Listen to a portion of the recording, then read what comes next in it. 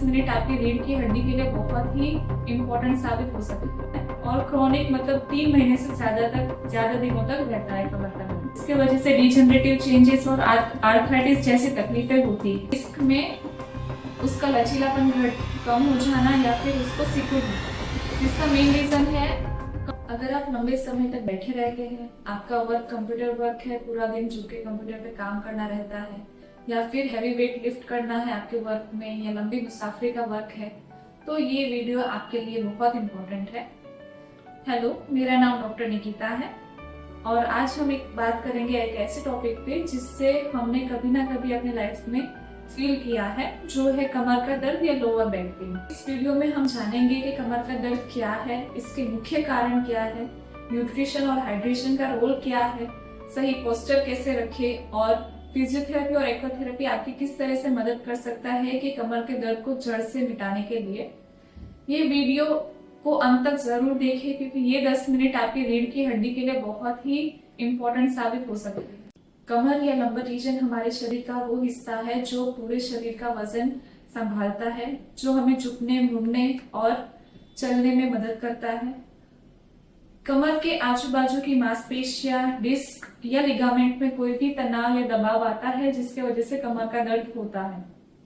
अभी कमर के दर्द के 2 प्रकार है, एक्यूट और क्रॉनिक। एक्यूट मतलब कुछ दिनों से कुछ हफ्तों तक रहता है और क्रॉनिक मतलब 3 महीने से ज्यादा दिनों तक रहता है कमर का दर्द। अब हम जानेंगे कमर दर्द का मुख्य कारण क्या है। पहला तो है गलत पोस्चर, झुक के कंप्यूटर पे लगातार घंटों तक काम करना जिसके वजह से रीढ़ की हड्डी पे बहुत ज्यादा दबाव आता है। दूसरा है लंबे समय तक बैठे रहना जिसके वजह से ग्लूट मसल और कोर मसल कमजोर हो जाते हैं। तीसरा रीजन है गलत तरीके से वजन उठाना, जैसे कि आप कमर से डायरेक्ट मुड़ के अगर आप वजन उठाते हो तो वो डायरेक्ट इम्पैक्ट आपके मसल्स पे आता है जिससे आपके मसल पे तनाव आता है। चौथा रीजन है कम एक्सरसाइज या स्ट्रेचिंग। कमजोर मसल कभी भी आपकी हड्डियों को सपोर्ट नहीं कर सकते हैं जिसकी वजह से कमर का दर्द हो सकता है। पांचवा रीजन है स्ट्रेस, जिसकी वजह से आपके मसल टाइट हो जाते हैं। और छठा रीजन है एजिंग या उम्र का बढ़ना, जिसके वजह से डिजेनरेटिव चेंजेस और आर्थराइटिस जैसी तकलीफें होती है। कमर दर्द सिर्फ कमर को असर नहीं करता है बल्कि आपकी पूरी जीवन शैली को असर करता है। कमर दर्द के वजह से आपकी डेली लाइफ की एक्टिविटी, झुकना, मुड़ना, चलना, वजन उठाना, सारी एक्टिविटीज में आपको परेशानी होती है। आपकी नींद पूरी नहीं होती है जिसके वजह से आपको पूरा दिन थकावट महसूस होती है। कमर दर्द का इलाज सही टाइम पे होना चाहिए। अगर जो सही टाइम पे आपको इलाज नहीं मिला तो उसके वजह से आपके घुटने, गर्दन और हिप्स को अफेक्ट करता है। इसके लिए सही टाइम पे फिजियोथेरेपी की ट्रीटमेंट आपके लिए बहुत इंपॉर्टेंट हो जाती है। अब आगे हम बात करेंगे न्यूट्रिशन और हाइड्रेशन का रोल क्या है। तो पानी का रोल हमारे कमर दर्द में कैसे यूजफुल है वो अब जानेंगे। कमर दर्द में का मेन कारण है डिस्क में उसका लचीलापन कम हो जाना या फिर उसको सिकुड़ना, जिसका मेन रीजन है कम पानी पीना, क्योंकि हमारी जो डिस्क है, वर्टिब्रल डिस्क है, वो 80% पानी से बनी हुई है। अगर आप कम पानी पियोगे तो उसके वजह से डिस्क सिकुड़ने लग जाती है और उसका लचीलापन कम हो जाता है जिसके वजह से पूरा लोड कमर पे आता है और दर्द बढ़ जाता है। तो इसको अवॉइड कैसे करें? हर रोज 2.5 से 3 लीटर का पानी पिए और कैफीन और अल्कोहल का यूज कम करें जिसके वजह से डिहाइड्रेशन बहुत ज्यादा होता है। आगे बात करते हैं कि सही पोस्चर कैसे मेंटेन रखें।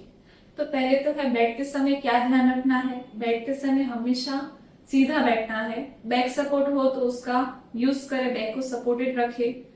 अपनी दोनों पैरों को 90 डिग्री मतलब घुटने 90 डिग्री होने चाहिए और आपके पंजे नीचे जमीन पर टच होने चाहिए। अभी खड़े रहते समय क्या ध्यान रखना है कि दोनों पैरों पर इक्वल वजन आना चाहिए। दूसरा है पेट को थोड़ा सा अंदर खींच के रखे ताकि कोर मसल टाइट रहे जिसके वजह से बैक को सपोर्ट रहे। तीसरा है वजन उठाते समय क्या ध्यान रखना चाहिए कि वजन उठाते समय पहले आपको घुटनों से बुनना है, उसके बाद वजन उठाना है और जो भी वजन उठाया है उसको अपने शरीर के नजदीक रखना है। और जब आपके हाथ में वजन हो तब मुड़ना या ट्विस्टिंग मूवमेंट को अवॉइड करना है। अब हम बात करेंगे कि रीबर्थ आपकी किस तरीके से मदद कर सकता है। तो सबसे पहले फिजियोथेरेपी की बात करेंगे। सबसे पहले हम असेसमेंट करेंगे, आपकी तकलीफों को जानेंगे, किस तरह का आपका पेन है, आपके मसल कितने टाइट है, कितने कमजोर मसल है। उस तरीके से हम आपका पर्सनलाइज्ड टेलर्ड प्रोटोकॉल बनाएंगे जो आपके अकॉर्डिंग होगा, आपके नीड के अकॉर्डिंग होगा, जिसके अंदर हम इलेक्ट्रोमोडालिटीज का उपयोग करेंगे। और हमारी खास थेरेपी जो है टेकर थेरेपी, जो आपके कमर के दर्द के लिए बहुत ही ज्यादा उपयोगी है। दूसरा है कोर के मसल की स्ट्रेंथनिंग करना, कि आपके कमजोर मांसपेशियों का स्ट्रेंथ बढ़ाना। फिर हम जो भी टाइट मसल है उसको लेंथन करेंगे, पोस्चर ट्रेनिंग देंगे आपको।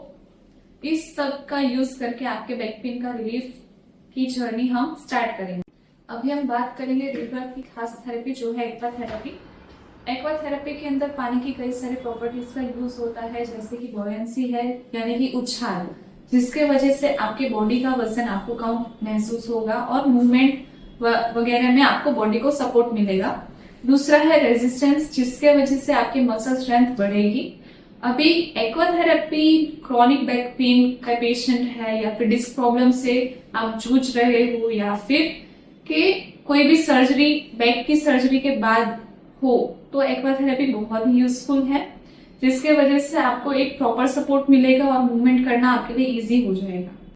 इन छोटी छोटी आदतों से आपकी लाइफस्टाइल बहुत ही ज्यादा बेटर हो सकती है, आपका मूड रिफ्रेशिंग रहेगा और आपकी बैक और हर एक ज्वाइंट हमेशा खुश रहेंगे।